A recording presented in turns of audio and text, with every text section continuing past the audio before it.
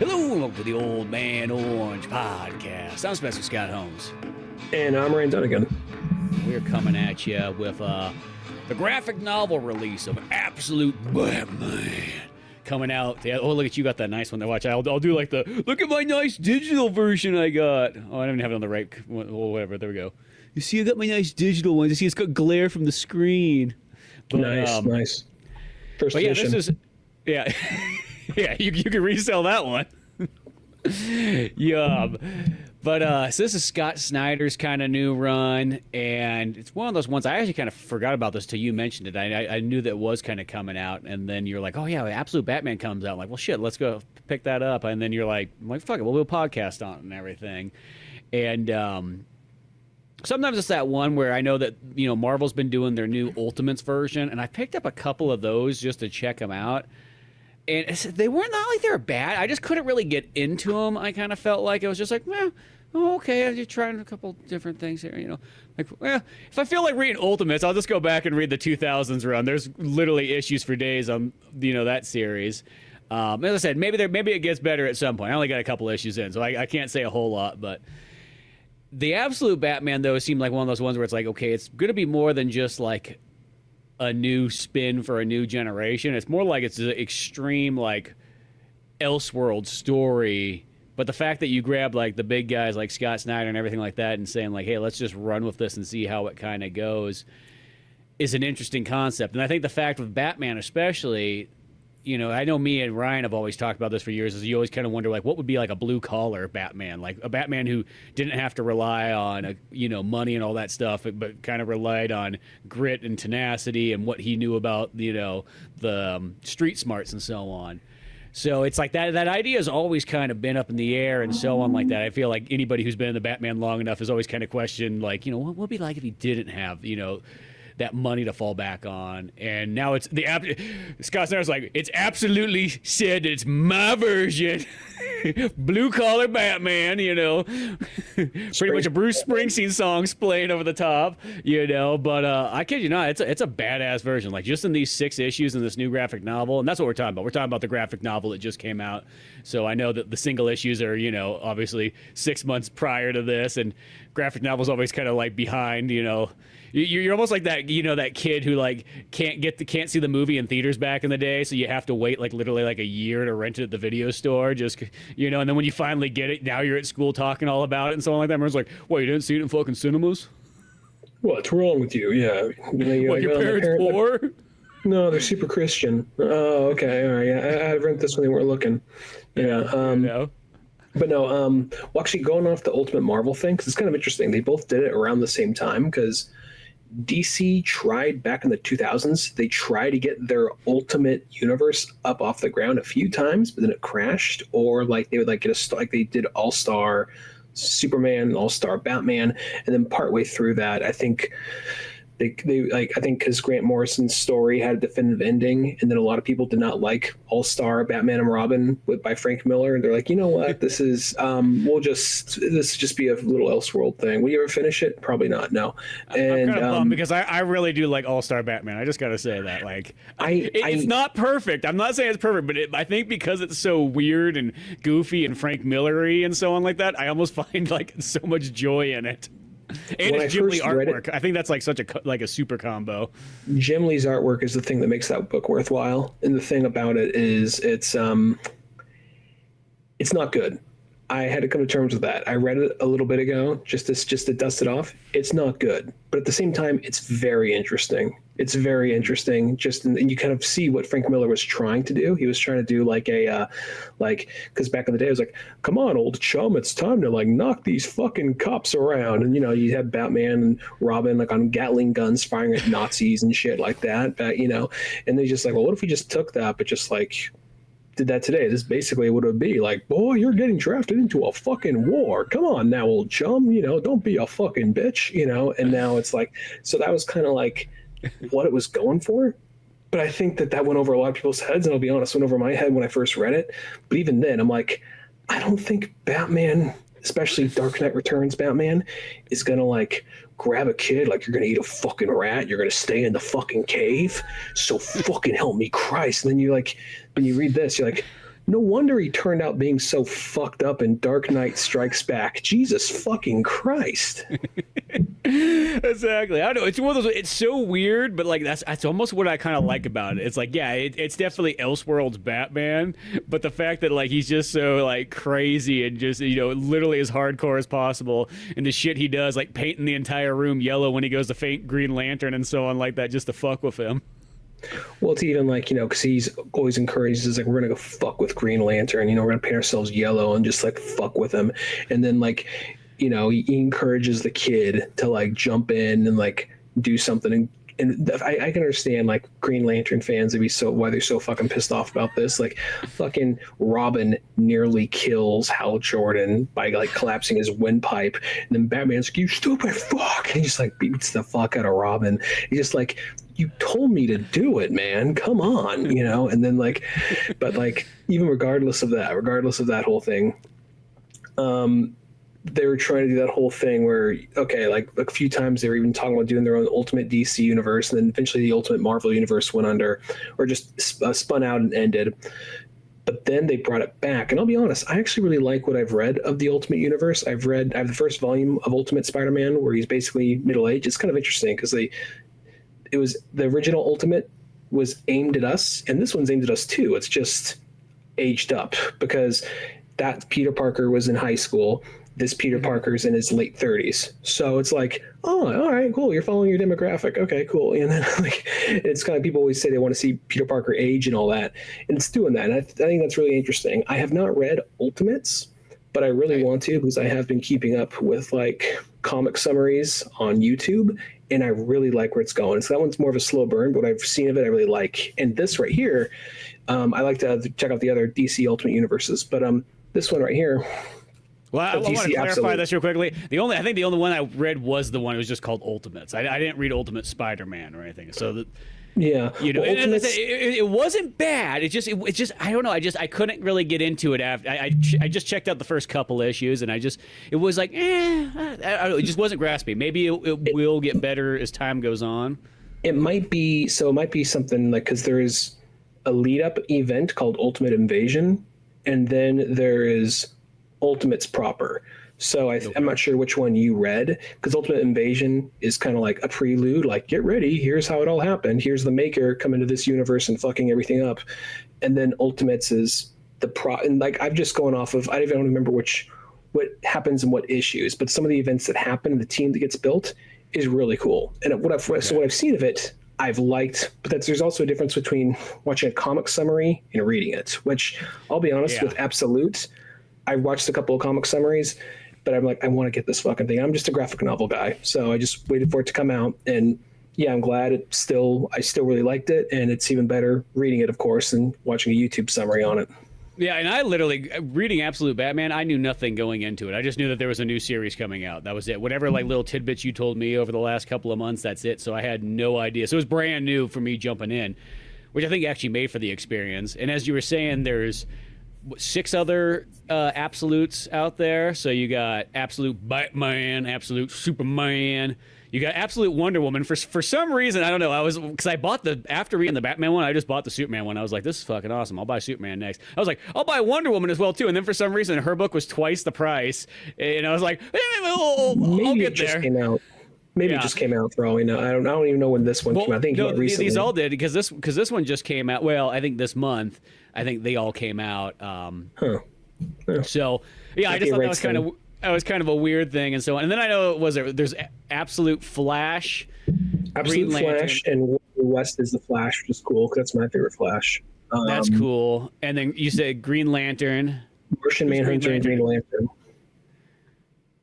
Who's Green Lantern in the Absolute version? Do you know? I only saw like the first video on I just probably sound like somebody who's just watching like, yeah, I don't even read anymore, just watch the videos. No, but like the graphic novel. I'll buy tell me it. the story to me. It's like pictures are too hard to look at anymore. I need somebody to visually explain it to me. The graphic novel, I'll probably read it when the graphic novel comes out, but Batman priorities, I want to say, I forget her name, but she is the black lady from Dark Sector. I think Joe something. She's more of a detective. She's not Jessica Cruz. She's like a detective type character who's more of a recent character. But That's Hal the Green Jordan, Lantern? Oh, and she's a okay. Green Lantern. She has kind of like her hair up, and she usually has kind of like a green kind of like sunglasses that kind of go out like that, kind of like the anime kind of Okay. style, and that's how she looks in other stuff. But I know Hal Jordan and Jon Stewart are in it, but I think Hal Jordan actually might be Black Hand or in this or something to that effect. You know, they switch roles around. They're making Green Lantern more of a cosmic horror.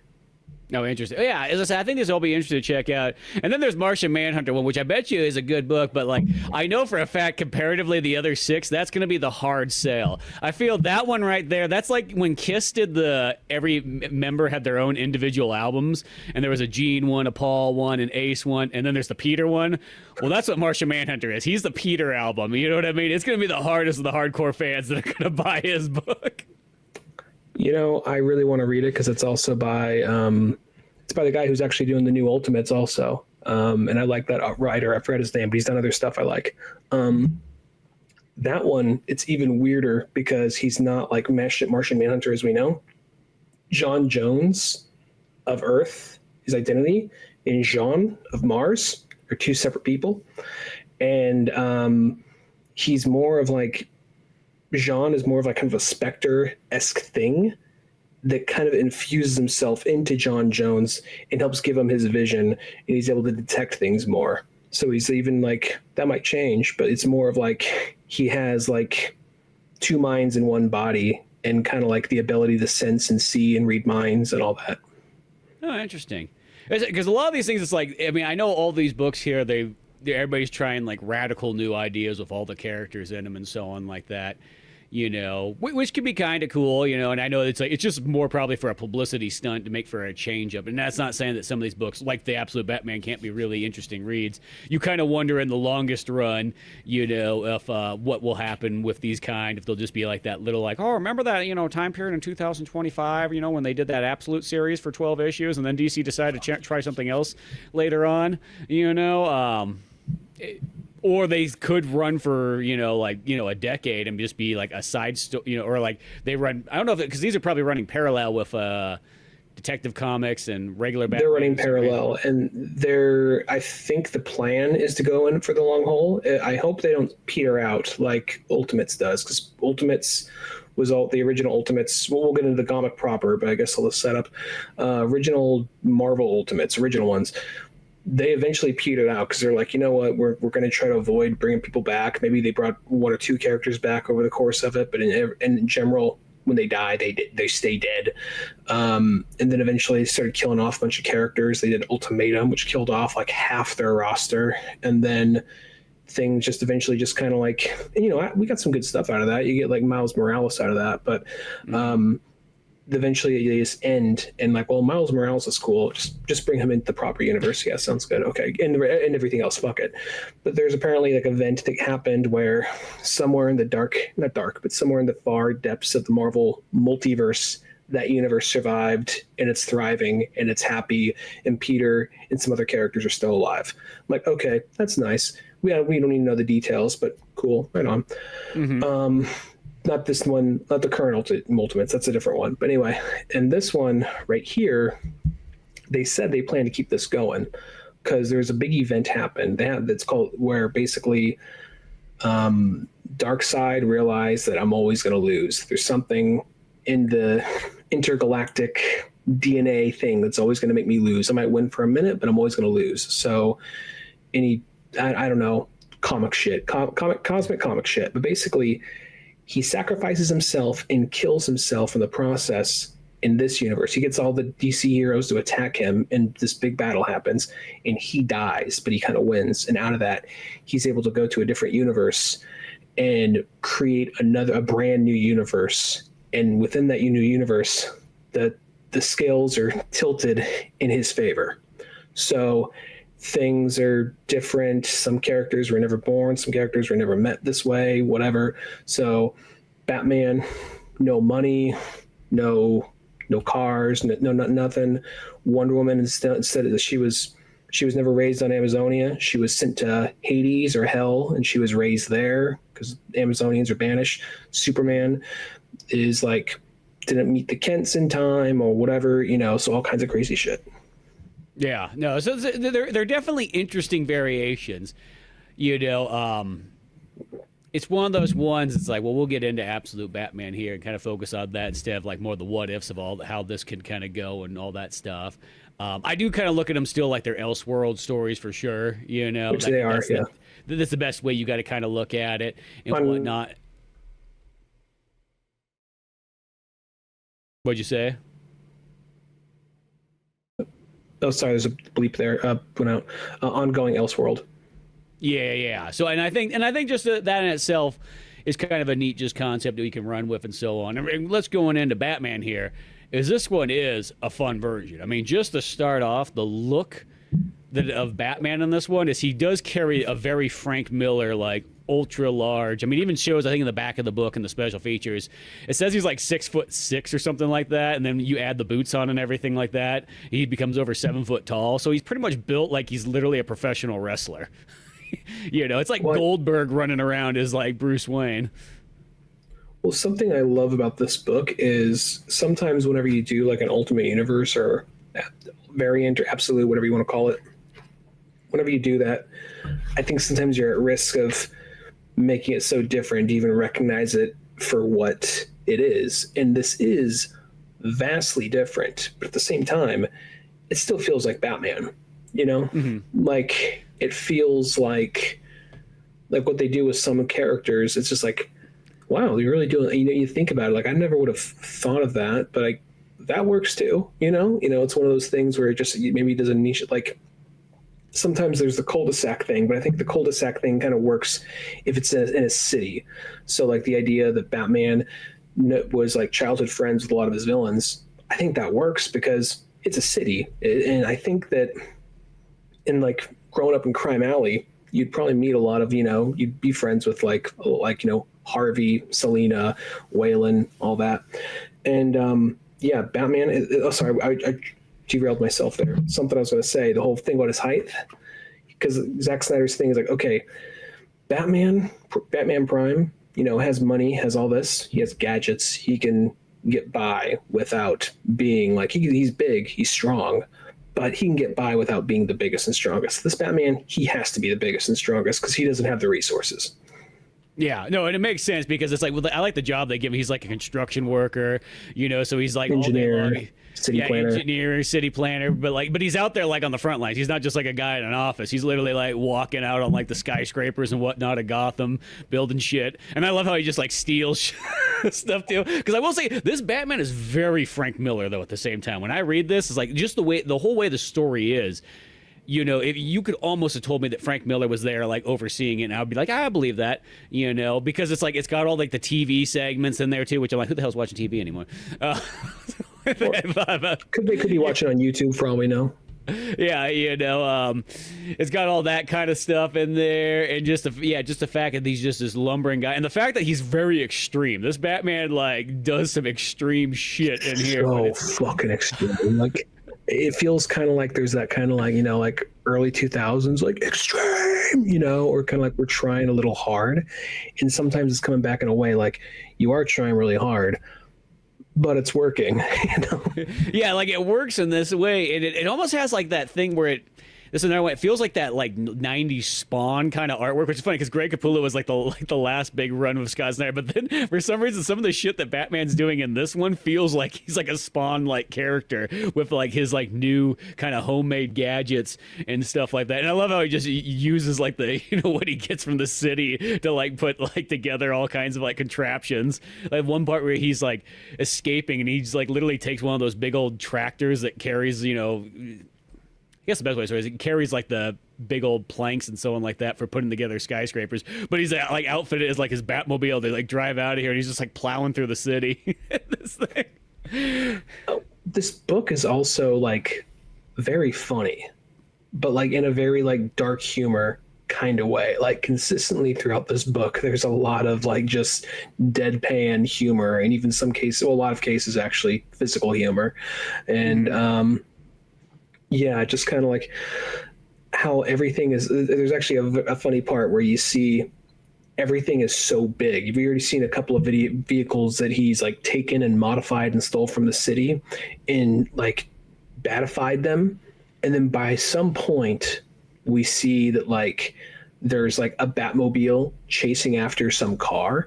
And we're like, oh, that looks like more of a normal Batmobile, but it still looks pretty badass. It's chasing it, and you realize it's a little RC car. It's like underneath the tire. It has some C4 under it and explodes, knocks the truck over or whatever. So it's just like, okay, that's pretty clever.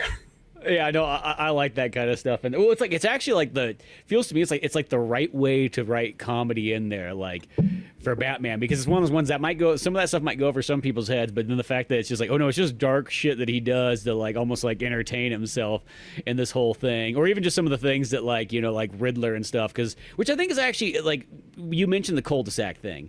And a lot of times that is something that bothers me in storytelling when like everybody's fucking next to each other. But since it is a city, it's not like it's a fucking galaxy or something like that, and everybody happens to live next to each other. So no, it makes sense in there. But I think it's actually kind of a cool concept that like, oh no, like a lot of like Batman's core villains are not his villains anymore. They're now his like friends, and they're kind of like his. And as the book goes on, they literally become like part of his team, and I think that's actually kind of badass. So Croc has a gym in the when they grow up, and so he's just training people there. So it's a place for Batman to go and work out at. Riddler's just their nerdy fucking friend who's just smarter than everybody else. So if he has a question, that's who he goes to.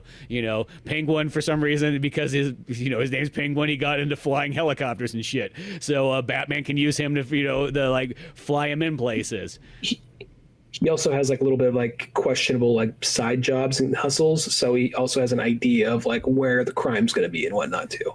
Yeah, that's right. Yeah. And then of course Harvey Dent's just being Harvey Dent, so it's like here's your one guy who's working his way into the political system and so on. So it's like by having this team, which kind of and Selena for gymnastics. Yeah, so yeah, Selena there for gymnastics and extracurricular activities. Yeah. Among other things. To let off some steam. But I think what makes that kind of cool, because I will say that is always the one, like when you think of Batman Prime and the fact that for the most part, like other than like a couple of extra characters, it's like Batman and Alfred are the guys running this entire operation. Which you do have to sort of stretch your imagination a little bit far when you think about it. Like, you should really have, like, somewhat of a team. I know he's got the Robins and he's got Barbara and he's got so on like that. But for the most part, like, 90% of the time, it seems like it's always Batman and Alfred. And who's doing a lot of the fucking heavy lifting? Alfred. Like, the uncredited heavy lift. Guy's in his 70s and he's still, like, fucking working, like, 16-hour shifts. No vacation pay. Yeah, exactly. So the fact that like if you add all these characters in like this, it's like, and they all have their kind of little bit of things that he can kind of work with, it makes it feel like it's more balanced almost in a weird way. That it seems in a strangely more logical for Batman that he should have a team and he should have people that he can actually rely on and go to and so on. And I cut you off. Go ahead. Oh no, I was gonna say you go ahead right there. Actually, I also, because they take away the money. And his parents aren't rich. His dad was a teacher, and his mom was a city civil worker. So I think it actually makes sense, not just because they're in a city, so all his enemies are now his friends, whatever. Like, well, he wasn't in some fancy mansion on the border of Gotham. He was within Gotham. Not only that, his mom was like a city civil worker, so she's of course probably looking out for like local youth and all that, asking them like, hey, do you guys want to come over and have some dinner tonight? Oh, you guys do your homework? All right, cool. And just being a good influence on them. And then Bruce is her son, so out of that, and like the teacher, his father is like, from what little you see, he had like a good standing in the community. So it kind of makes sense that maybe Bruce's upbringing in the city like that would have a positive effect on people around him, like his enemies or his future enemies. If maybe I'm not sure if all of them will, but I'm assuming a couple in time will become his enemies, if not all. But I just think it makes sense in this context. Yeah, that's how I feel too. Like all that stuff in there works, and it feels right. It doesn't feel like it's shoehorned in, or it's just they're just trying to make you like kind of feel for these ones. Like, oh no, like it's believable, and the fact that Thomas Wayne is just like a middle school teacher and so on like that. And even just like the interesting things they do for like the Batman origin is like Batman's or little Bruce is building this fucking like bridge project for a science fair and whatnot. And he's just being like, this is going to be it. And it's like, so he wins the contest. He's like, I made it out of like a bat design and everything like that. And all I'm thinking is like, dude, nobody ain't going to fucking use that. That looks expensive as fuck. Like, I know you got these giant fucking, he's like, we could just drop it in on like anywhere and so on like that. I just feel Thomas like, that's nice, Bruce. You keep having those dreams. Big dreamer you.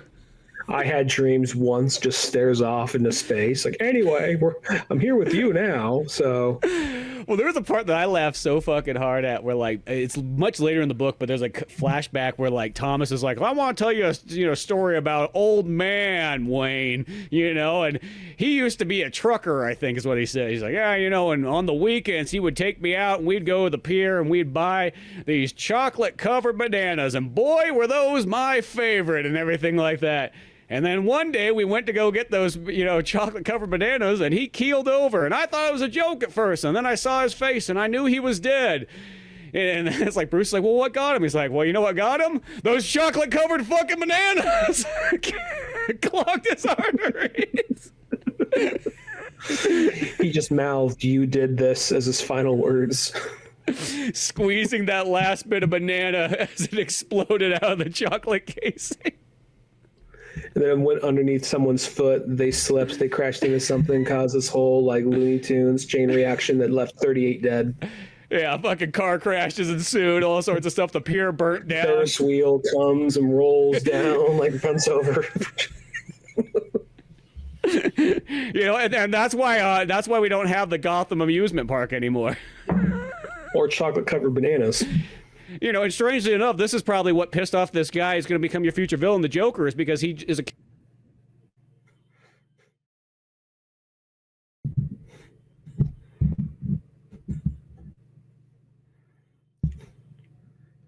I can tell it's funny, but the audio went out for a second. Sorry, go ahead though. Don't go recap. It's all good. That's okay. But I just thought it was funny, just the fact that like that part was supposed to be like oh well, he died of a heart failure, so I want to become a heart surgeon. It's all it was like no, he died of that chocolate covered banana. He had too many of those. This one fucking got him. Yeah, no. But then like Thomas is like going on, he's like, so I wanted to go into medical school. It was going great. I got some like, college loans and everything like that. And then you fucking came. Well, what? Dad? Just blame it all on me. Yeah, fucking right now I'm a middle school teacher, or I'm not in middle school. I'm elementary. What are you, like fucking fourth grade? Shit. I can't tell the difference. Are you 5 or 15? I can't fucking tell. Didn't you see that picture your mom had, like when I wanted to be in a fucking Soundgarden cover band?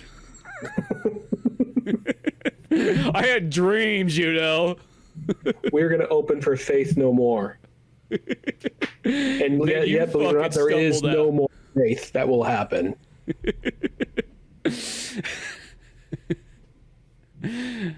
But so nice bridge fucking project. I mean, I hope all the best for you, son. Dreams do come true. Not. I guarantee you though that device, that like prototype he explained, it's gonna come back like in later issues and be like 100%. It's coming back. It didn't come back in this story, but it's gonna come back at some point, or like it could be like some heartwarming moment where something's fallen through or whatever, and then like his friends or like his team put together like, it's the thing you made back in school, Bruce, we pulled it off together, some shit like that, probably down like a few arcs from now. But because Bruce won't shut the fuck up about that bridge for 6 issues. every single flashback he's like check out this cool bridge. That's nice, Bruce. Oh, you put wings on it? Yeah, they could drop it into places. Like, they ain't gonna fucking do that. Well, I appreciate, I appreciate his like autistic, like infatuation with it, because it could be worse things. You're like, God, at least he's not fucking collecting. At least he's creating something. At least he's being like an engineer or some shit. He's not like collecting those goddamn Pokemon cards or whatever that shit is. You know, he's just like he's like, you know, like going on and like writing fan fictions about like Steven Universe or some shit, whatever the fuck I don't know what else he's gonna be into, you know. But like, I don't know why Steven Universe of all things popped in my. I think I'm getting the dates mixed up. No, it wouldn't be Steven Universe. Dexter's Lab. I don't fucking know. Yeah, but like. Well, yeah, well, I don't know, because this Batman I think is only 24 years old, so I'm just gonna assume. Actually, so maybe it would be Steven. So it Universe, sounds then. weird, but that means he's born in 2001. If we're just going in chronological order. Jesus fucking Christ! Yeah. You know, Yeah, well, I guess right. whenever the single. Take that back. He'd be born in 2000 because that's when the single issue first came out. Was 2024. Okay, so he's not born, but he's still born before 9/11. That's good. Okay. Jesus. That at least put some character in it. You could have a flight cut scene where like it shows him as like a baby looking at 9/11. Be like Just looking sternly at the TV, just like slow zoom in on his eyes. it just shows that scene from like fucking Harold and Kumar too. Fire behind him. Where it's like they see like Kumar like on the plane and he just turns around, he's got like the big old beard. Pointing at the lady.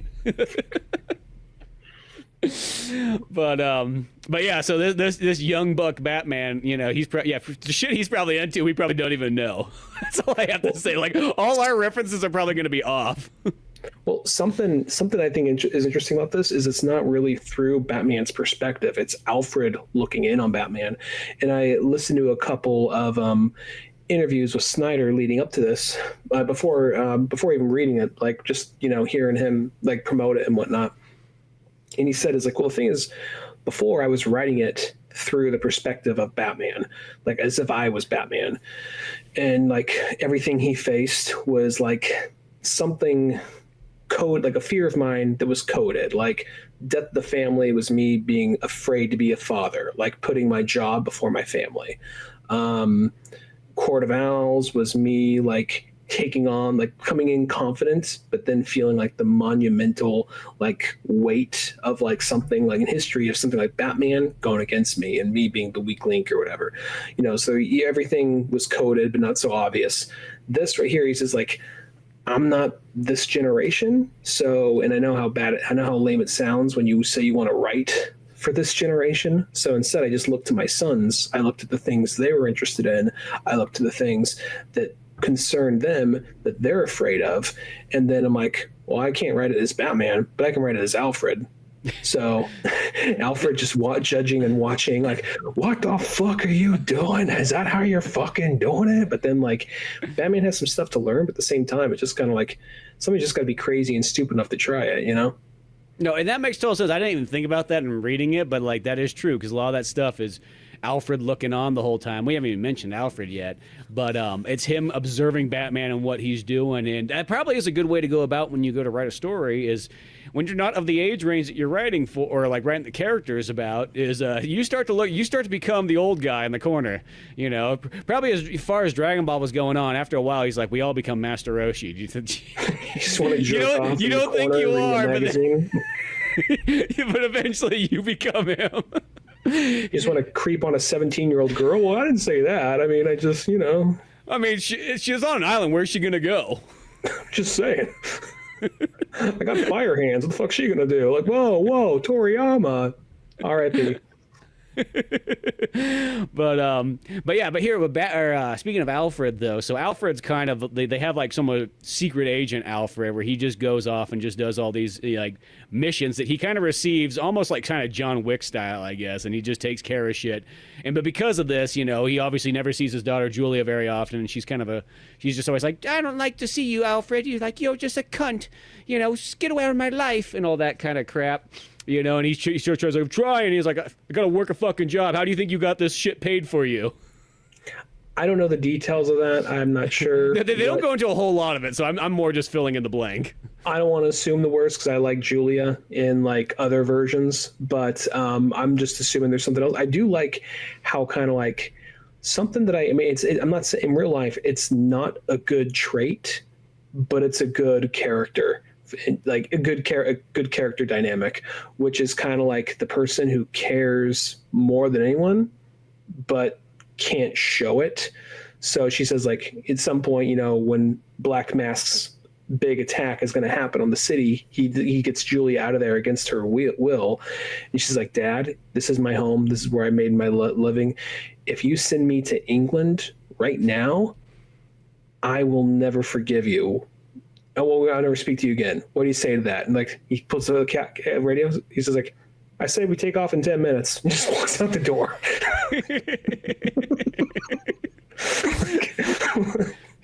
Exactly. I mean, yeah. So yeah, hopefully she comes around as it goes on, because yeah, she just has that like entitled like little like, I don't know. It doesn't look like obviously Alfred's been busy, but like I don't know. I always have a lot of sympathy for like the hard-working father figure that gets all the it's been a trope for like many a years in movies and stories where there's the father that works really fucking hard, and then the kids are like so underappreciative of like all the shit that he's really done for them, even if he might not be home as much as they want him to be.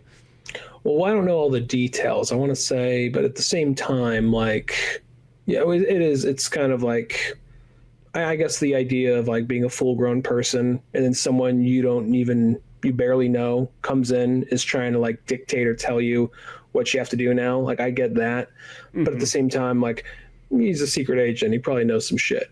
But at the same time, like, I don't know all the details, and that's not even really the big part of it. Big part of it is like they said to give Alfred a little emotional through line or some kind of emotional baggage. It's really still like the Bruce show, and like seeing what kind of crazy thing they do with everybody. And something I appreciate is, yes, Joker is in this, but he's barely in it. And at the end of issue 1, you're kind of like, okay, you're here. I figured you'd show up. But then like, oh, you're not back until the very last page of issue 6. Okay. And then from what I know, from what I've seen of like where the comic is currently, he's still kind of a shadowy figure. We've at least seen his face properly by then. But he's like still kind of obscure, and you don't know all the details. He hasn't even met Joker yet. So it's kind of like, okay, they're waiting on him. They're pacing him out. Let's give the attention to like Black Mask for a minute, Which I think that's really cool, because I always think Black Mask is one of the coolest Batman villains that never seems to get the right amount of like spotlight, And even there's been those moments, like I always just think of that Batman Origins video game one where it's like, oh sweet, they made Black Mask the main villain. That's so cool. And then they just fucking pull the sheets out from underneath you and just be like, yeah, guess what? It's just Joker wearing the mask. You're like, that's fucking stupid. Yeah, I mean, Black Mask, he's like, I don't know if I call it one of my favorite villains. I think he's one of the villains with the most potential. I really like Black Mask because depending on who's writing him, he can be really good, and he has like the most untapped potential, I think. But more often than not, if he's in something, like I like the way they presented him in Birds of Prey. I know in the comics he's never been portrayed as gay or anything, but I still thought Ewan McGregor did a great job playing him, and he was a really fun role, Oh, I forgot he was in that one. I was thinking Birds of Prey, like Birds of Prey. I was thinking like I forgot there was a fucking Birds of Prey movie. Yeah, Ewan McGregor was Black Mask in it, and he did a fantastic job. Yeah. But the only thing is they kill him off at the end. Like, you just wasted a fantastic character, but okay. And it was a great interpretation of him. But that was a bad time period. That they killed off fucking Captain Boomerang too. There were some decisions made at that era that I don't know what to think about. I'll say at least that Captain Boomerang they killed off. I mean, I wish they killed him off? No, but that Captain Boomerang they killed off. He just kind of stood there. He didn't really say a whole lot. Occasionally he'd throw a boomerang, like, that's what I did for the movie, So I'm like, he had potential. That's all. He had potential. He had potential. But it was the dude from Terminator Salvation, whatever. But the comics, he's had a lot of potential for a while, and I feel like whenever they use him, he's always like a side quest in a video game, or someone who's getting smacked out of the way, like the opening scene of like an animated straight to DVD movie. So this right here, he is the opening boss, and he actually is the opening boss. He's not the boss, but he's the opening boss, and he fucks shit up. And he's also, I think it's interesting because obviously this is like, sometimes we complain about things, or like, I don't mind if things are current in comics. I think because there's a point where it bothered me, but sometimes if it's too current, it seems like somewhat more disposable. Like maybe 10 years later, it's a little more like what's the word I'm looking for? Of a time capsule. Like for instance, we always use this example, but like in Mark Miller's Ultimates, like I don't mind some of the things that are like very of the moment, letting you know, okay, this is post 9/11 era like fear propaganda type shit. But then we get to the part where they're talking about like, oh, you know who'd play Bruce Banner? Fucking Stuart Little. You're like, yeah. Well, the worst part too, I think it's Nick Fury that fucking says that line too. Like of all people, like it's him or Hank Pym, one or the other. yeah, and, but it's like two guys that I pictured are not fucking watching Stuart Little. like jerking off together, watching Stuart Little or whatever. Yeah, I don't know. Like, yeah, that's the thing is like, even though when I did do that reread of Ultimates, it's like, because there's some of those scenes that like I think about, I'm like, there's only a couple of moments in there. They do stand out like really hardcore, but then they're over. Like you flip the page, guess what? It's gone. But yeah, there is that stupid like that scene right there where they're just hanging out and. Yeah, Nick Fury's like, yeah, you know what movie I was watching yesterday? Like, it was fucking Stuart Little. That's who should fucking play you, you know. And like Hulk is trying to kill Freddie Prinze Jr. for a second or whatever, you know. So just like some kind of shit like that. But like, so like sometimes shit like that, it's like, okay, this is a bit much. But sometimes like if you could find it, like make it vague enough, but make it like, oh, I recognize what they're trying to do. And like Black Mask, what I think what they're trying to be, like not one figure individually, but kind of like a lot of this cult of personality, like not manosphere specifically, but at least that kind of like, you know what, just live on the edge. Don't think about other things. Be your own man. Kind of like a lot of that kind of like, because you're even pushing kind of like cryptocurrency shit is this payment and the kind of, there's a lot of that IRL streaming type shit. So his whole thing is he's causing disruption and he's basically paying ungodly amounts of money out to whoever, like, oh, if you kill someone, that's 10K. If you like set something on fire, that's 50K. If you set something on fire and there's people in it and they all fucking die, well, that's 100K, you know? So there's like this weird scoreboard and it's kind of going off this thing of like, nothing matters, get what's yours, get out there, fucking grind, but they don't do it like in such a like tacky way, but from some of the language and some of the philosophy, you're like, okay, that's what they're pulling from. They're pulling from this shallow, like entrepreneur, fuck everybody, it's all about you kind of thing, but they're not making it as like obvious as that. Yeah, I think what I like about it is, you know, the bad way to do this would be that like you would make Black Mask like he's got a YouTube channel and he fucking goes, because I feel like that's the stuff that kind of like always takes me out of a book when I see, because I feel like when I read superhero stuff, I don't want to feel like it's too real world. I want to feel like I'm going into their world, and by doing it this way, it's like he's just doing it like he's just almost like an agent of chaos, but he's paying people like he's the assassination organization of like John Wick in a weird way. But it's like, you know, where it's like, oh, I'm not too sure where he's pulling all this. Like, he's got wads and wads of cash he keeps getting out, and God knows where. Like, you know, you blow shit up. From Joker. Oh, is that where that's coming from? Joker's paying him. He's an agent of chaos paid by Joker. And he's pretending to be some self-made, like, I'm just here to work and spread the word, but he's working for Joker. Yeah. Because I guess I kind of missed that. Because there's even a part, too, where, like, they say it like once in the like, passing. Maybe that's what it was, because there's a part where he's trying to, because Batman's showing up now and he's pretty much like causing havoc and like ruining a lot of the plans, and there's a point where he's like, I'm gonna pay Batman like, you know, I don't know, $2 million, or maybe it's even higher than that. He's like, I'll pay you $2 million but you can't be Batman for 2 weeks or whatever, and so on like that. Just let me do my thing. You step out of the way. All this other stuff's going on too, because right now Jim Gordon he went from being commissioner to now he's mayor, and everybody hates him instantaneously. But I feel bad for Jim Gordon. Like, it's like, fuck, I thought this job would be easier than the commissioner role, and now everybody fucking hates me. But I think one thing that's kind of cool is Harvey Bullock is now police commissioner, and I'm like, that's kind of badass. I think that's in the cool. Comics right now, or at least it was like a arc or two ago, I think. Yeah, that's not to undercut it. Not to, it's not that badass. It's been like that for a while. Not to be that guy, but like, keep up. Well, he's got a shaved head, so you know what? It shows he's a little bit more rough. Yeah. I wish it was just like Harvey Bullock, just like the way he looked like in the olden days. Just like he's like a commissioner. He's just like he's even more overweight now. Like, I can do whatever I want. No one's gonna tell me. Only way he can get around is like that steampunk like wheelchair from Wild Wild West. Yeah. Montoya, push me in my wheelchair. You have spider legs. Like, not good enough. I need the hands of a Mexican woman to push it. I need that kind of power over someone.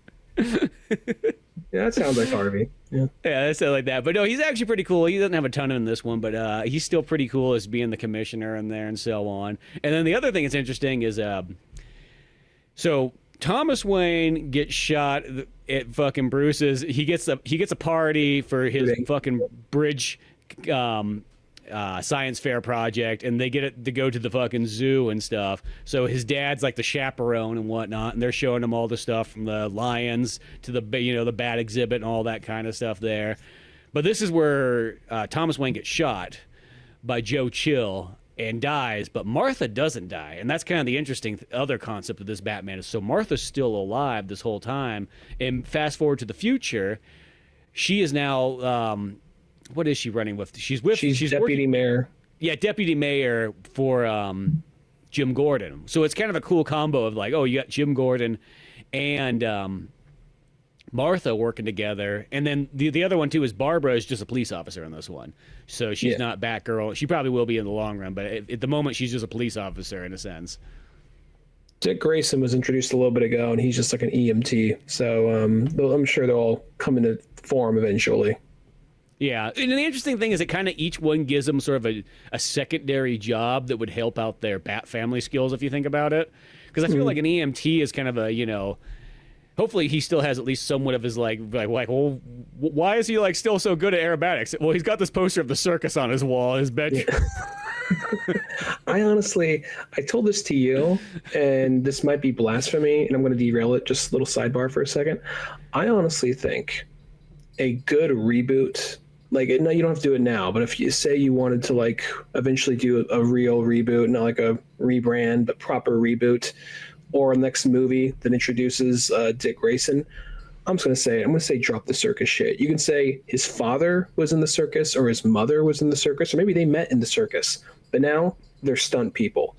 And that's where they're like the best stunt people in the business. And they were also like Olympic, like maybe his dad was a stunt man, or his mom was like an Olympic level athlete.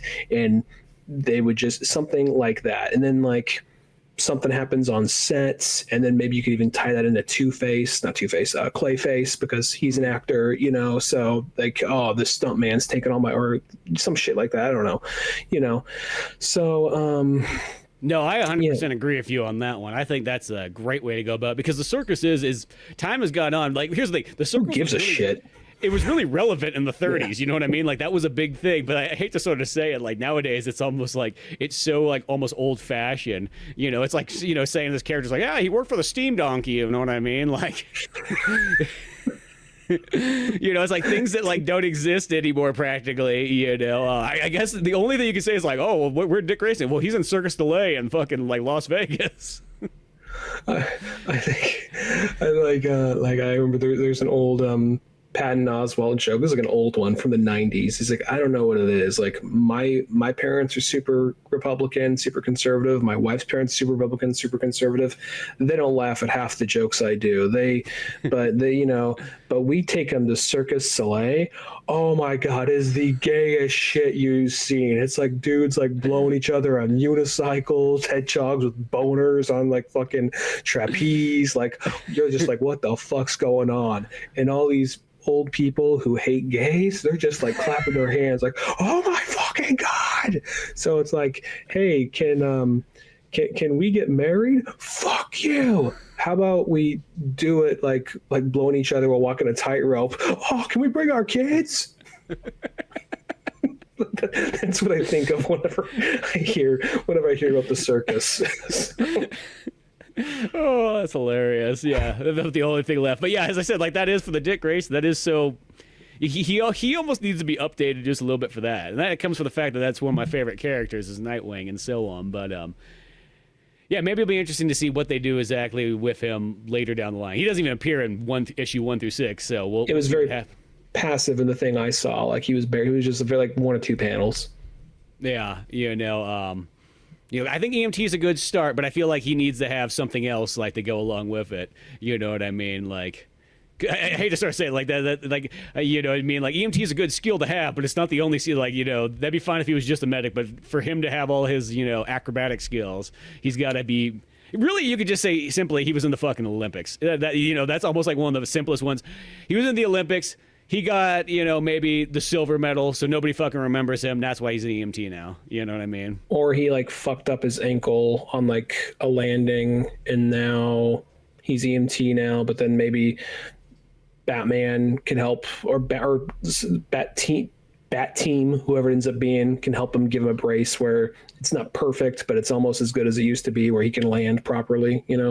Yeah, or it's one of those ones like because a lot of times it's like you could fuck your leg up like that, and you're pretty much out of the Olympics, but it will heal back and you'll be fine. But the thing about Olympics is weird. It's like if you miss that one shot, you're fucked pretty much. You don't get a second chance for the most part.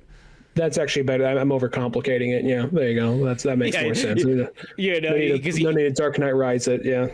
I'm gonna ironically say this. I have a story where I have a character that has that exact same fucking origin in their thing. So I thought this one out already. Okay. All right. There you go. So that fits exactly. She got booted out of the Olympics for that right there, and that's where she turned to crime ever since. All right. Is this coming out in Pizza Boys? No, it's not a Pizza Boys one. It's just another novel idea that I have. Okay, I'll have to circle back to that. But yeah, no, but I think that who knows? They might even bypass Dick Grayson. He just might be, there he is, the guy kind of like leading you astray. Because unless he comes back as a villain, like in the Flash, Barry Allen dies like in first or second issue. So unless he comes back as Reverse Flash or Black Flash, but which I could see happening. But I mean, some of the stuff they're doing, maybe they're going to just totally switch on you. I do like that scene though, the way they do get other characters in there, where to show how strong, it's one of those passive scenes where they're giving you context. You see how strong Black Mask is, and even though he's this guy who's kind of lanky and kind of smaller, you see how strong he is, and he's actually a pretty good fighter. And he's like, that one of those like scenes, like some like corrupt politicians like, oh, come on over here, Bullock, I just want to have you talk to Black Mask for a second. He's just a businessman. Don't believe all the bullshit people say about him. And he's in there and he's sparring like Bobo from Superman, like Superman's pal. Bobo, and he's just like beating the fuck out of him while he's like just casually talking. He just like breaks his arm, until it's like sagging the opposite direction. He's like, anyway, I just put on a robe. Just like, Bullock, don't mind that. He's fine. He likes that shit. Something I liked about Black Mask in this is it's that dark comedy kind of shit, but I like how he's this guy who has a wife and kid, but has because his whole team is called Party Animals, and the people that go out and do all this shit, and they have this look like they're all out going clubbing or whatever, or they're going to prom, but they wear these ape skull masks, and that's where they basically wire all the money and they communicate and whatnot. And but even though like Black Mask is like has this whole like party persona and all this kind of shit, like he still has a wife and kid, and they're up like partying at 3:00 in the morning, and he has there's a part when Falcone and Maroni are over, and they're just kind of explaining who Black Mask is, and he's just like, oh, see, I made them an offer and I'm making you guys an offer. Like, oh, fuck you, we run this city. Okay, hey kiddo. And the kid comes in and just starts knifing them, just it's like it's a family affair. Well, one that we'll have to say too, another one is the artwork throughout this book is really fantastic too, and it's from a guy that I have no idea what else he's done, but his name is Nick Dragotta. He did East of West. He did East of West. Okay, I know of that book, but I've never read it. But I also gotta say, it's like there's panels like this throughout there where like there's like fucking 16 to 20 panels on a page. Like as an artist, that to me is like very impressive design stuff. It's really good. The layout's so cool in that. And there's a lot of them that are like that. Because I remember when I was doing some of those Pizza Boys ones, I go, man, did I got too many panels in here? Like, am I overfilling this? And then I would see this, and it's like, nope, I was doing totally fine by that. you could just shove a bunch of panels in there instead and just go for it. It's very Frank Millerish too. Yeah, exactly. And just so much like of this one, they're all talking around like a poker table. Yeah, exactly. And they just got cool layouts and so on. But But yeah, just that there. And then I also think with like going back to Black Mask and everything like that, with that kind of like that ape skull mask thing on there, gives him like this really cool look, because like the thing's almost like overly huge, so he almost has like this alien look to him because of it, you know. And it makes his like jaw seem real tiny and whatnot, and it's almost like designed like a motorcycle helmet in a weird way, or even like better way to say it's like some kind of like space astronaut type helmet, you know, that he's sort of wearing, that's solid ebony black. I got the sense that because on his yacht, there's him, there's the lady, who I'm assuming is his wife, the kid, and then a guy named Dr. Music or PhD Music or whatever, who's just, and they all have like these kind of like tentacle things. They have like kind of similar, like they have like visors, but they have like tentacles going out of the back of their head, and they're like pink or purple. Like I'm wondering if there's going to be some kind of like not foreshadowing, but thing later, because like I want to say that the company that Joker runs also does stuff in like genetic modification or something. Maybe I read that. Maybe I'm misremembering something.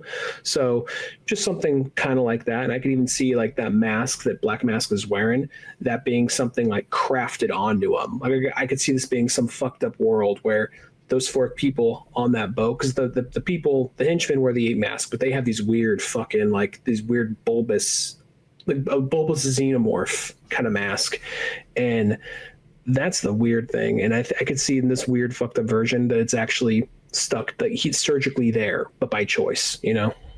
Well, that was the weird thing too I was thinking about, is that there is those like tentacle creature people that are working with Black Mask, and they explain none of it, at least in these first 6 issues. And I was like, because at first you see that and you're like, maybe it's just a colorist lighting choice. Okay, is that why that has the pink skin and everything like that? And then after a while, you're like, oh no, that's what they look like and everything. And there's one part that I fucking laughed so fucking hard at, like probably one of the funniest things I've seen in a comic book in I don't know how long. I mean, I laughed for like a minute plus straight. I couldn't even continue on because I just kept laughing over and over. And Batman jumps on Black Mask's yacht and he's fighting everybody off. And, you know, they're running at him and he's like punching them and taking them down. And there's this like little one that just comes running like a fucking child. And it's one of those like pink monster things.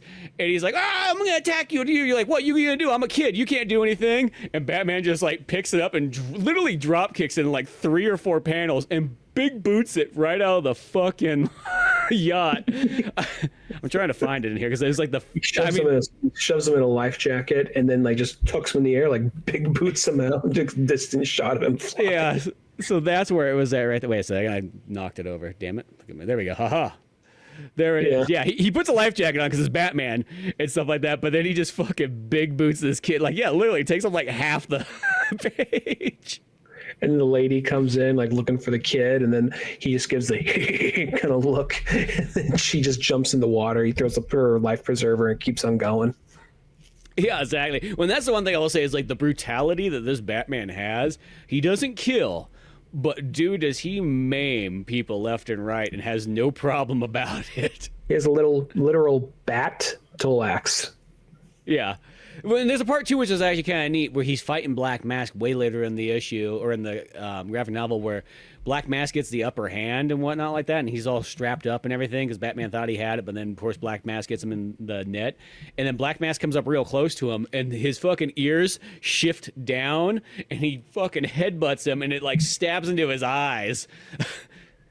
That's the one time, because there's other points where like Black Mask was getting smacked and knocked around, but he's still just kind of like, yeah, okay, whatever, you know.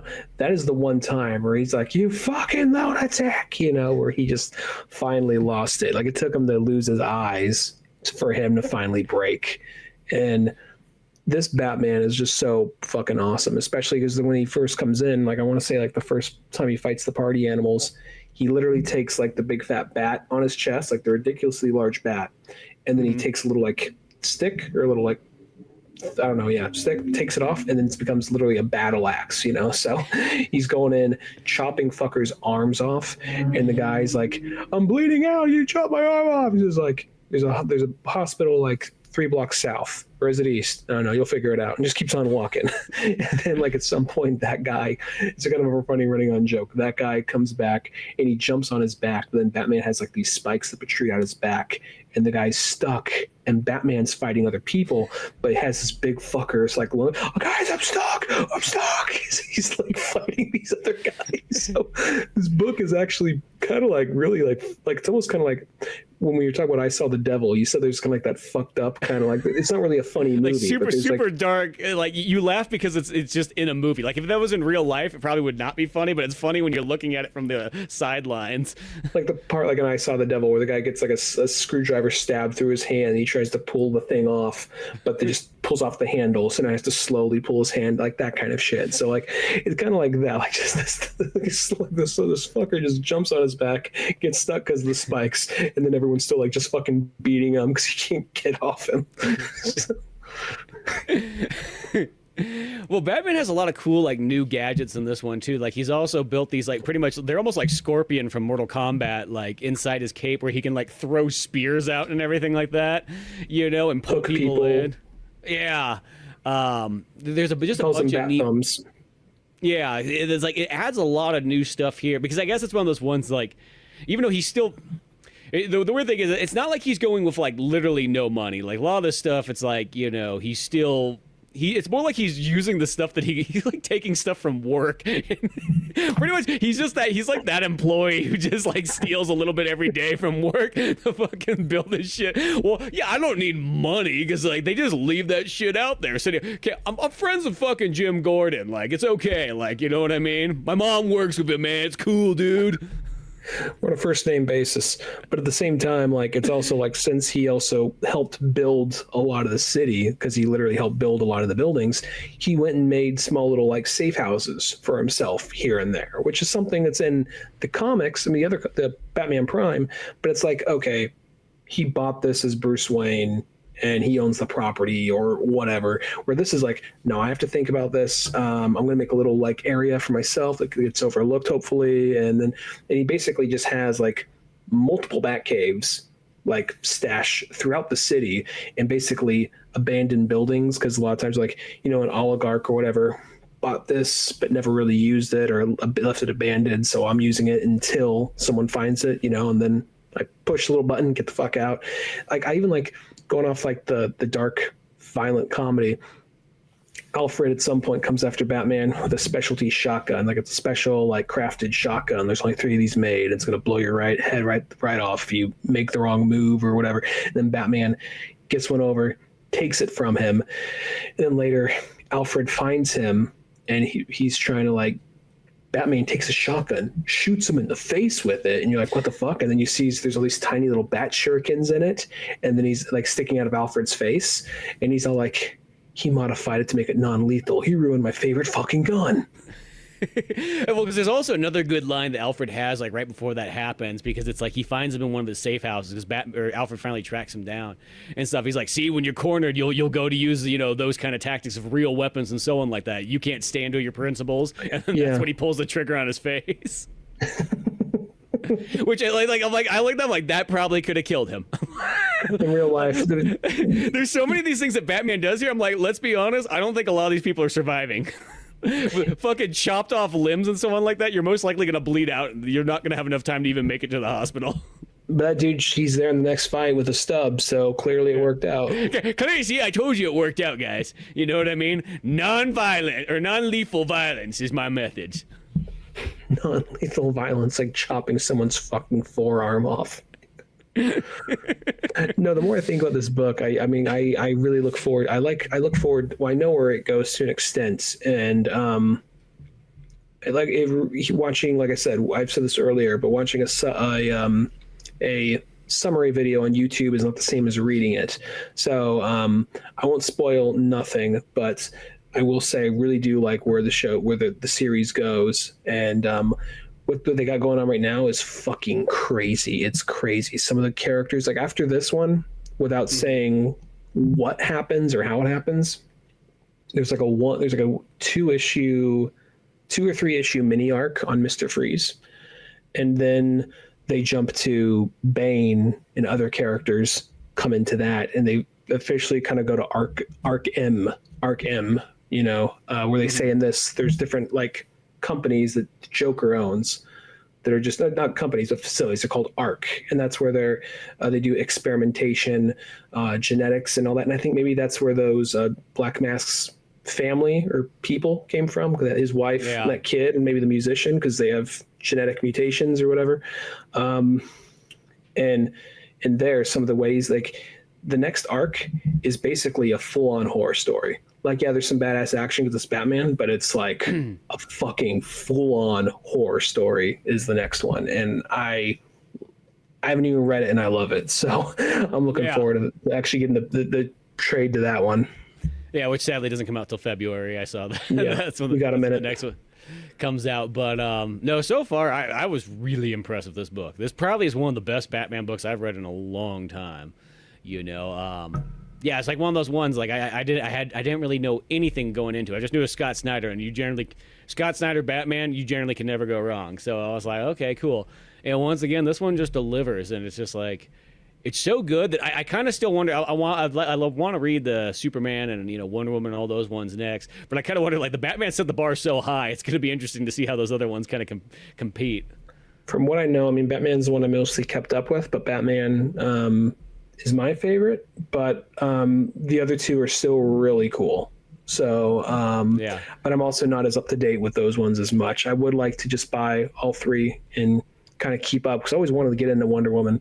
So, well, because nowadays mostly I just read random books, but a lot of times they mostly end up being, I read a lot of stuff from like between about like 70s to like, 60s to probably like even like 2000s is like the wheelhouse. And every once in a while I'll pull out, oh, here's one from here. But like so many of them seem to be in like that kind of back and forth time periods, that I haven't really kept up like on whatever the heck like the latest stuff is. So, this feels like this is like one of those kind of nice eras where it's like, okay, it's kind of almost like the New 52, where that was kind of a fun era just to like, okay, let's see where they go with some of these books here, and of course that one was, it was mixed match for like different series, but it was still fun, still fresh little takes and so on like that, same way that Marvel's Ultimates was, and so on. But I'm really looking forward to more Batman for sure.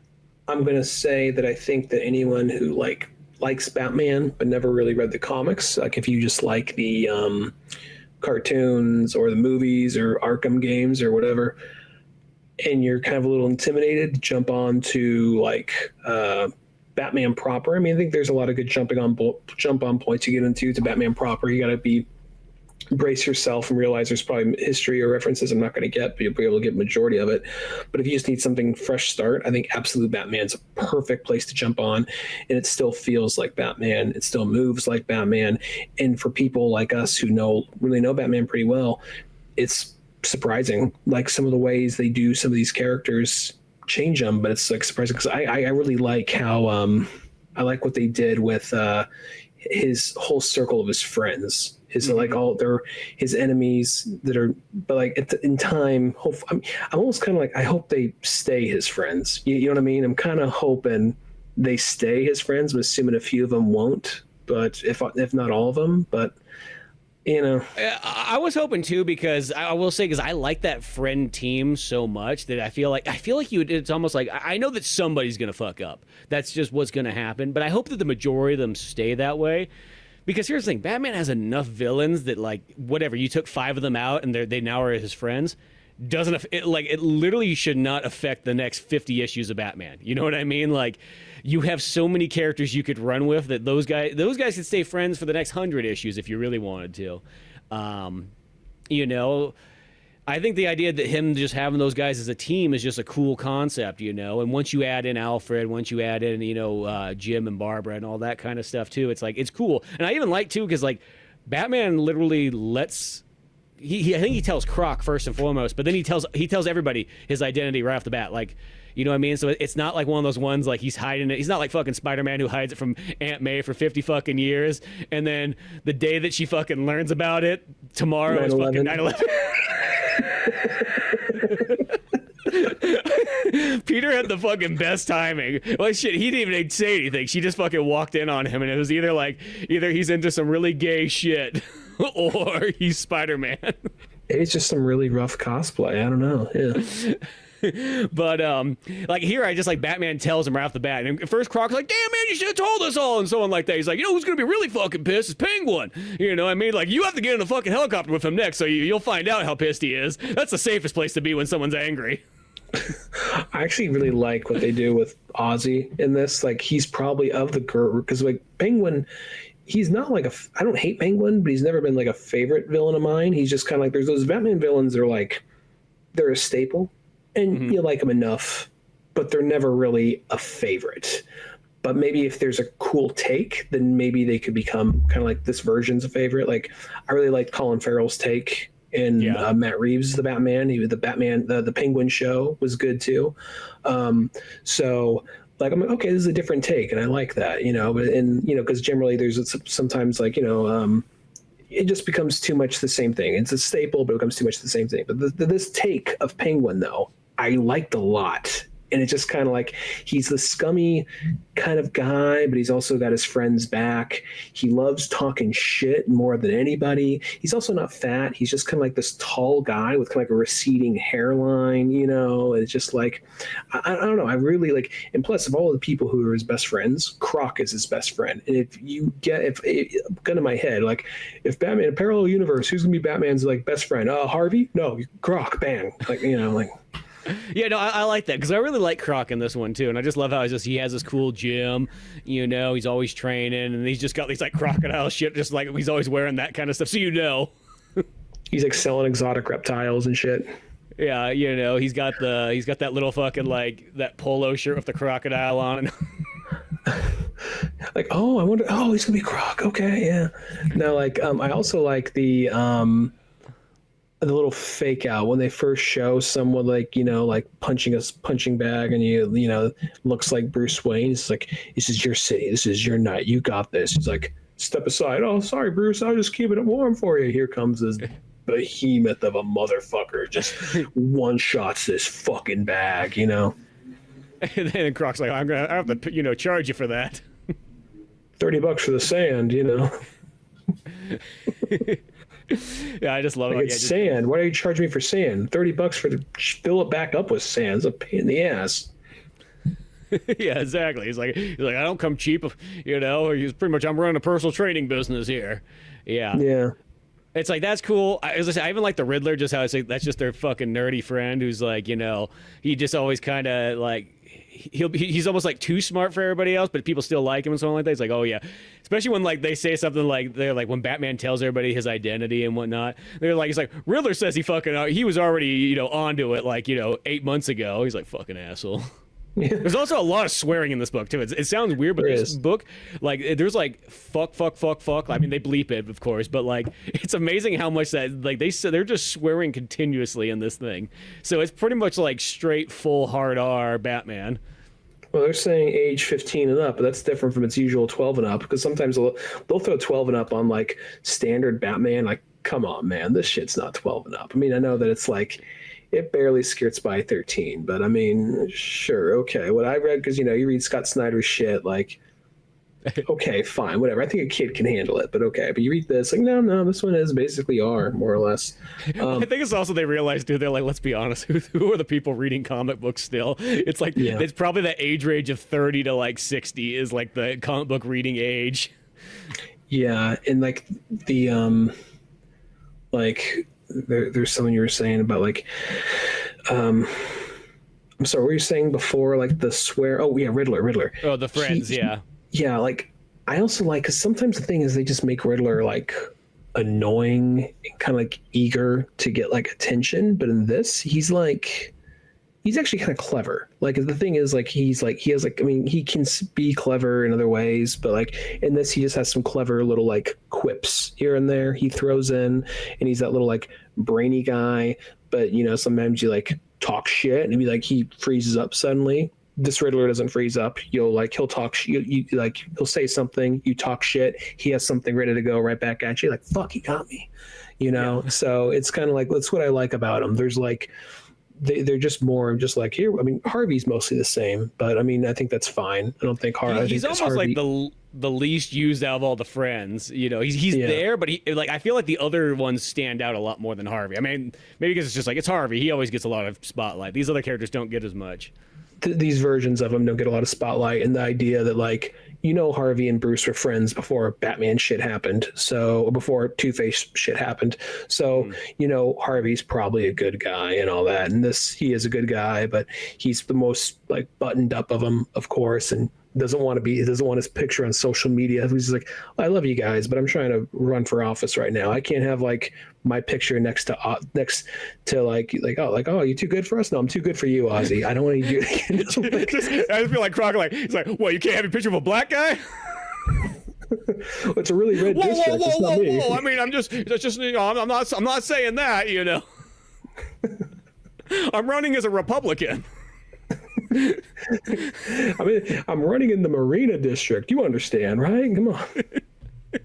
It's just one of those ones. He's like, oh, you know, he's really trying to backpedal his way out of this. It's not me. I'm just yeah. You know, I know, and we're gambling. We're gambling. I can't be seen gambling. That's what it is. Like, oh, okay, I get it. Like, oh, okay. Oh, good. Oh, you think I'm just some fucking idiot now? You think you really fell for that? Oh shit! Oh fuck. And then the other one too that like she's sort of there, but they don't have tons because she's mostly missing. It seems like most of the time is Catwoman. Like in whatever she's in flashbacks. Yeah, she's in a couple flashbacks where she's running around and be like, she's wearing a cat, you know, hoodie, so you know that she's Catwoman. No. That is definitely. I mean, I guess some point you need. Because, you know, Riddler's always wearing like a little like question mark medallion. Croc is like, when you first see him, he's at least wearing, he's holding a crocodile and has like a boa constrictor around his neck or whatever. So, and like Harvey's just a guy, you know. So, I mean, the one thing about Ozzy is at least he has Harvey's a guy, he's just carrying like a fucking Ronald Reagan like autobiography. Ronald Reagan autobiography and like art of the deal or some shit, you know. Yeah, I just gotta know my base. Just gotta know my base. That's all. You know, I don't believe this bullshit, but you know, you see some of the shit they believe. They believe. They'll fucking. You can just say it. They'll believe you. Like, all right, cool, yeah. Yeah, Obama fucked an alien and he has space age. Yeah, they'll fucking vote for me. Yeah, sure. Yeah, so you got to have all that. Well, I'll even say like the stuff that they do of Batman and the Bats actually works pretty well. Of how they infuse him with like that, how that whole Bat moment at the zoo was so pivotal. And, you know, he's been obsessed with bats his whole life, so it's just like the whole time it's just like Thomas is just like, Jesus, when will he stop fucking talking about bat facts the whole time? You know, you would think he's gonna grow up to be a bat, honey. I'll say this, like. A human fucking bat. Can you believe this shit? Is that what we raised? Yeah. Like I know that like we've both read it, and his father comes across as really warm and supportive, but there's a little bit of like, oh, you're into bats again, okay. But I guess the way you're saying it is just kind of funny to imagine. Like, did you know the bats have sonar vision and they can also fly up to like, oh, Jesus fucking Christ, just gets up and walks out like your beer crack open in the garage. Just hear the fucking Soundgarden just get louder and louder. Follow me into the desert. They like just hear like the bottle get thrown against the door. Like, I had dreams. I just love because there's only like one picture that explains all this, but I could just run with that for days. When they showed him, he's like, oh yeah, he was in a grunge rock band at one point. There was a Soundgarden picture in the background. No, it wasn't Soundgarden. Or grunge rock or something. Because there was this one picture when Martha's going through like the photo albums and whatnot like that with Bruce and stuff. She's like, oh, she's like, Dad had longer hair than you, Mom. Like, was he a fucking fag? Like, no, honey. Like, he was a rock star. And like, but you could tell that he was like a grunge. It's either that or he was in a Nickelback band. I'm not too sure. You know what I mean? It could be like realistically with this time frame, it could have been closer to like late 90s. I'd like to think Thomas was a man of taste. Let's hope it was like grunge or like he's not Soundgarden or Pearl Jam or. He was in a post-grunge band. Oh yeah, I see. He was playing with Theory of a Dead Man and Puddle of Mud. He was playing with Trapped. Trapped and Lost Prophets. Yeah. I see it now. Yeah. Oh my God. Yeah. No, he looks like totally like the first guy they question in an episode of CSI. Yeah. They're like, we need to pull the rape bag out.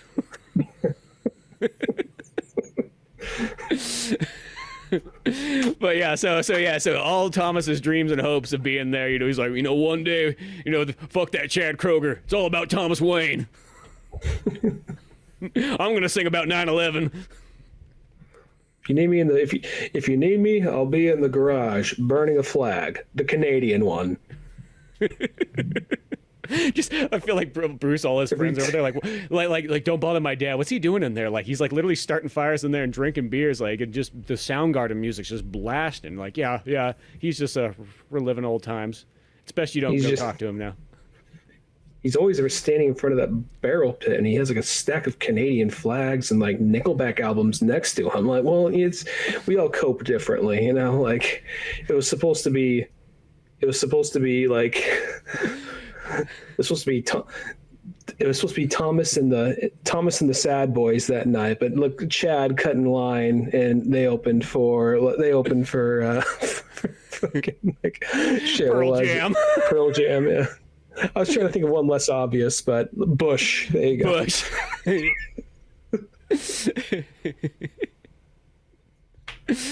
Yeah, so one of those ones. Fuzz Bubble. I don't know. Shit.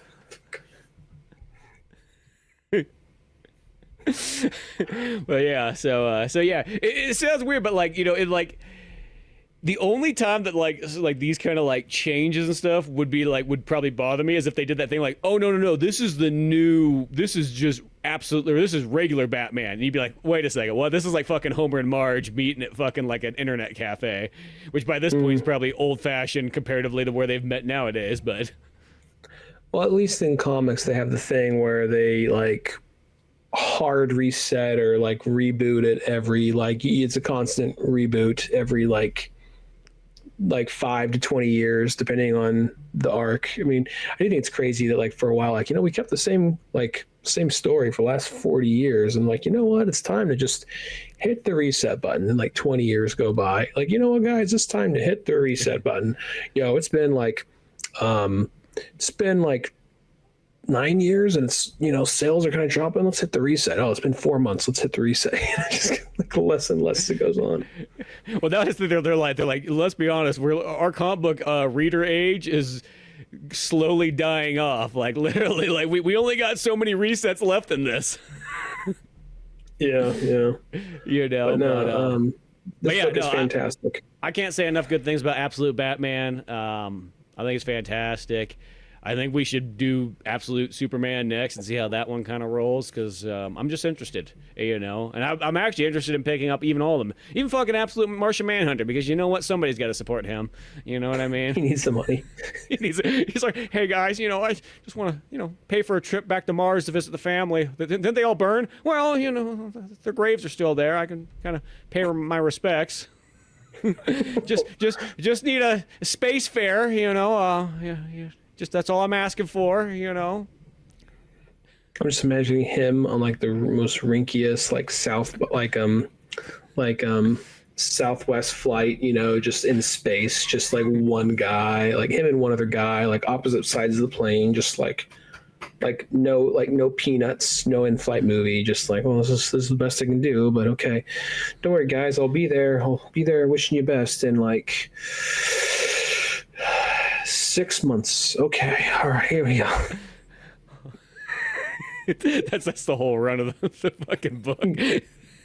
I'm just imagining visiting his family's grave in this context. Like, I finally sold enough books to go visit my family's grave. Okay, and then on the flight there, like, in that 6 months, he finally lands. He gets his phone explodes. Like, where the fuck were you? It was on airplane mode. I couldn't answer it. Like, and like, your book's fucking canceled. Like, why? Like, you're gone for 6 fucking months. Like, Shit. Yeah, in fact, you know what? Your credit cards were all denied. I mean, the flight was already going, so you get there, but you're not going to get back now. You're in debt. Oh, fuck. Okay, well, I mean, we'll have to figure this out somehow. And there's a DC character, Space Cabbie. Let's see if he comes by. I mean, it's a long shot. I mean, I kind of forgot about him to the episode of Justice League Action, but even then, like, I had a Wikipedia as they make that shit up, but anyway, hopefully he rolls around. I'm just saying, it's such a long shot that maybe even long shot from the Marvel universe might show up. Maybe. Just all I can here next to like Dr. Manhattan, just twiddle my thumbs. I still think that, like, the more I think about it, though, I'm like, that's so weird. Like, we have 6 books we're gonna use to really push this. Like, get fucking Martian Manhunter on here. Be like, someone obviously had a vision. Someone had a vision, if that's the case. It's like, didn't we kick his ass out of the fucking Justice League in New 52? Well, they're teasing what the because I'm not sure if Justice League is going to be an event or if it's going to be an ongoing series because they've yet to meet. Apparently, Batman and Wonder Woman are about to meet in some crossover book soon, but apparently the main villain for the Justice Leagues have been already teasing it in something, but the main villain is actually going to be Mirror Master. No, that's kind of cool. That's different because you think about like in the context, like he's someone like Mirror Master can like slip between like places all over the universe, or over the universe or whatever, through reflections and learn everybody's dirty little secret. So, and kind of playing around everything. So, and this more fucked up, weirder version of the DC universe, I think there's a lot you can do with that. Yeah, no. Well, I just think, just the Flash and Green Lantern stuff also sounds just really interesting. So, no, I'm down for reading actually more of these. So this kind of spiked my interest in like some of these newer ones. That's like, oh yeah, this is a cool little run. It's almost like making comic books like that, like kind of like, oh, you kind of get excited about the newer ones. As I said, I'm always excited about comic books, of course, but a lot of times it's like, it's more like, what have I not read from back in the day that looks still pretty interesting? Oh, I haven't read this one. Because that's the thing, most of the time it's like movies. You're like, shit. If for the rest of my life, I could probably only read these old books, and I don't think I could even catch up on all of these, to tell you the truth. You just got to pick and choose them where it interests you. Like, it's just what I'm almost kind of like the only comic I really keep up with, and I'm even like months behind, is Batman. That's a comic I really consistently try to keep up with. I try to keep up, get every graphic novel that comes out, like just Batman mainline. And then beyond that, I just kind of follow artists and writers, or if I've heard something good, then I'll check that out. But actually, do you want to know who it's an unconventional one. Do you want to know who the villain of Superman is? I would say I was going to find out once I read it, but okay, I'll let you find out. It's unconventional, but like, that's really interesting when you see who it is. It's not anybody you'd immediately think of, and it's just like, okay, that's a name you chose. I wonder if that's just coincidence or it's some other. That's who you're choosing. Okay, all right. Let's see what happens. No, that actually sounds kind of badass. No, I think we should literally do the Superman one next. If you're down for that one, I'm 100% down. I gotta check a few things, but I think I might be able to swing that. Yeah. Well, I'll circle back to you. Cool, but check out Absolute Batman. It's great. I can't wait to see even more of these ones. Hopefully the Flash and Green Lantern ones won't be that Wonder Woman price. I don't know why she has like the executive price and all this stuff. They're like, that's a woman's price there. You know what I mean? It might just be a rights thing for all we know, But yeah. You know what I mean? Fucking dirty Batman and Superman. No. They get boy prices. You get the woman price here. You know what I mean? You're paying for integrity. But yeah, no, I totally dug this. I want to read more. But beyond all that, go check out other episodes of Old Man Orange on Spotify and YouTube. Till then, I'm Spencer Scott Holmes. And I'm Dunigan. And we'll see you some other time. Later, folks.